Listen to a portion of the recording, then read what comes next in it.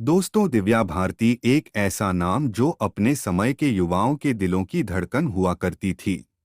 मुश्किल कर देती है निभाना प्यार वफा की कसमें। इनके चाहने वाले आज भी उनकी याद में तड़पते हैं।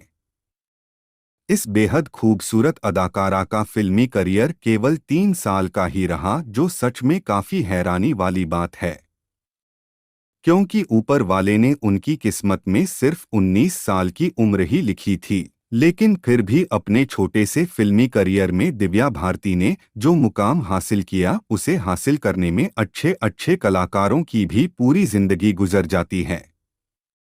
आपको बता दें कि सालों पहले ही वो इस दुनिया को छोड़कर जा चुकी है। उनकी मौत पर इल्जाम उनके पति साजिद नाडियाडवाला पर लगा, पर आखिरकार वो कौन से कारण थे जिनके भीतर दिव्या भारती का जीवन समाप्त हो गया?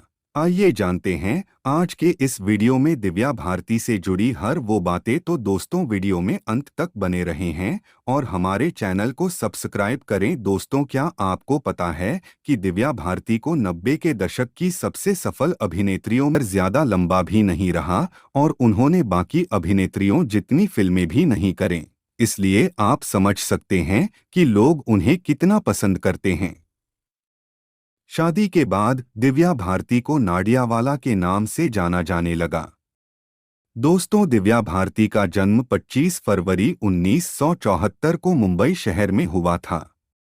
उनके पिता का नाम ओम प्रकाश भारती और माता का नाम नीता भारतीय था। हैरानी वाली बात यह है कि पढ़ाई लिखाई की उम्र में ही उन्होंने एक्टिंग की तरफ अपने कदम बढ़ा दी है।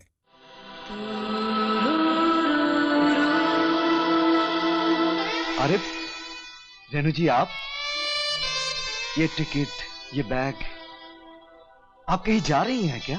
जी हाँ, मैं ये शहर छोड़ के जा रही हूँ। और इसी लायक वह सिर्फ 9वीं कक्षा तक की पढ़ाई ही कर पाई थी। लेकिन फिर भी उन्हें हिंदी और अंग्रेजी का अच्छा ज्ञान था। साल 1992 में उनकी पहली हिंदी फिल्म माई विश्वात्मा, जिसे दर्शकों ने खूब प्यार दिया था,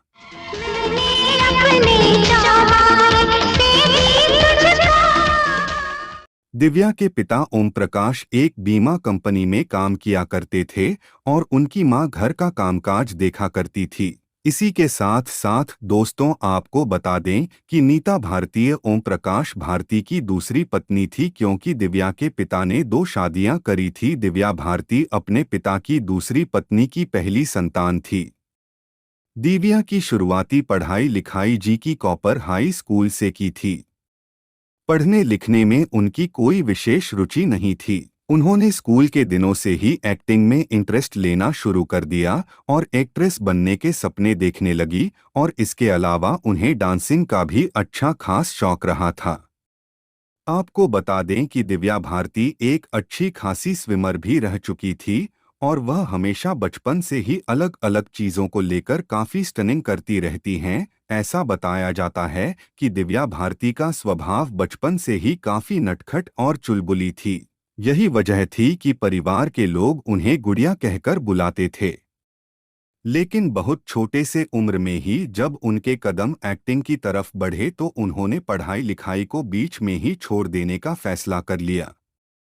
दिव्या भारती जब केवल 14 साल की थी, उस वक्त उन्होंने मॉडलिंग की दुनिया में कदम रखा था, और अच्छी बात यह थी कि उनकी खूबसूरती ने हमेशा उन्हें दूसरों से एक कदम आगे रखा। वो इस छोटी सी उम्र में भी इतनी सुंदर दिखती थी कि वो अपनी खूबसूरती की वजह से ही काफी पॉपुलर हो गई है, और इसीलिए दिव्या भारती मॉडलिंग की दुनिया में सफल हो गई। और मॉडलिंग की दुनिया में सफल होने के बाद उन्हें फिल्मों में काम पाने की कोशिश करना शुरू किया। और आपको जानकर हैरानी होगी कि 14 साल की उम्र से ही उन्होंने ऑडिशन देना भी शुरू कर दिया था।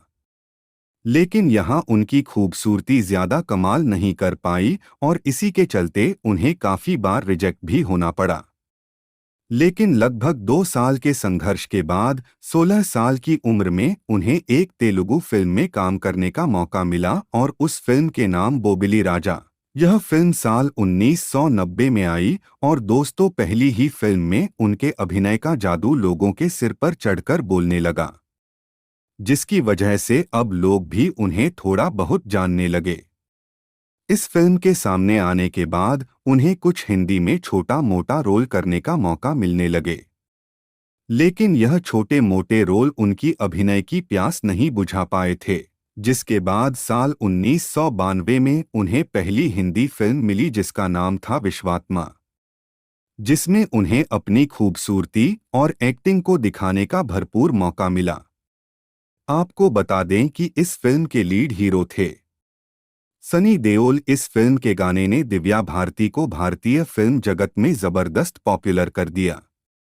गाने का कुछ लोगों के दिल और दिमाग पर ऐसा असर हुआ कि वह दिव्या भारती की अदाओं के दीवाने हो गए। इस गाने को आज भी अगर कोई सुने तो यकीन मानिए अपने दिल पर काबू रखना बड़ा मुश्किल हो जाता है। इस फिल्म और गाने के जरिए लोगों के सामने आने के बाद दिव्या भारती के आगे और भी बहुत सी फिल्मों के प्रस्ताव आने लगे। दिव्या भारती के लिए प्रोड्यूसर्स की लाइन लग गई। इसके बाद उन्होंने हिंदी फिल्मों में शोला और शबन और दीवाना जैसी super duper hit film industry को दी थी। और आपको जानकार हैरान रह जाएंगे कि साल 1992 में एक के बाद एक उनकी 10 फिल्म सुपर हिट रही थी।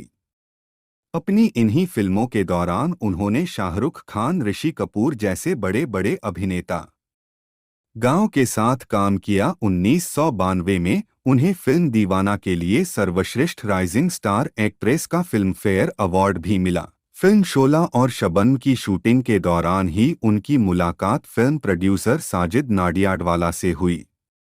इसी फिल्म के दौरान दोनों एक दूसरे के इतने करीब आ गए कि उन्होंने शादी करने का फैसला कर लिया। और हैरानी वाली बात तो ये थी कि साजिद पहले से शादीशुदा थे, लेकिन दिव्या को देखने के बाद वह अपने आप को रोक नहीं पाए और वह दिव्या भारती से शादी करना चाहते थे। जिसके बाद 10 मई 1992 को दोनों ने शादी कर ली। दोस्तों, एक और गौर करने वाली बात यह थी कि दोनों का धर्म अलग अलग था, जिसमें भी दिव्या भारती के पिता को यह बात मालूम ही नहीं थी कि वह साजिद से शादी करने वाली है।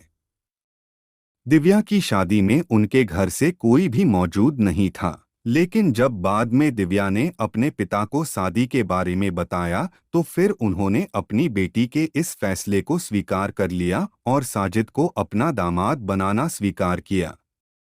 शादी के बाद दिव्या का नाम साजिद नाडियाडवाला हो गया, लेकिन नेति को कुछ और ही मंजूर था। हम ऐसा इसीलिए कह रहे हैं क्योंकि उनकी यह शादी 1 साल से भी कम समय तक चली, क्योंकि 5 अप्रैल 1993 को दिव्या भारती वर्सोवा स्थित तुलसी अपार्टमेंट के 5वें मंजिल से नीचे गिर गई और इसीलिए उनकी मौत हो गई। यह अपार्टमेंट उन्होंने कुछ दिन पहले ही खरीदा था जिस समय यह हादसा हुआ। कहते हैं कि उस समय उनके 2 दोस्त घर में मौजूद थे, उनकी एक फीमेल नेता फ्रेंड और उनके हस्बैंड, जिनके साथ दिव्या काफी समय से बातें कर रही थी।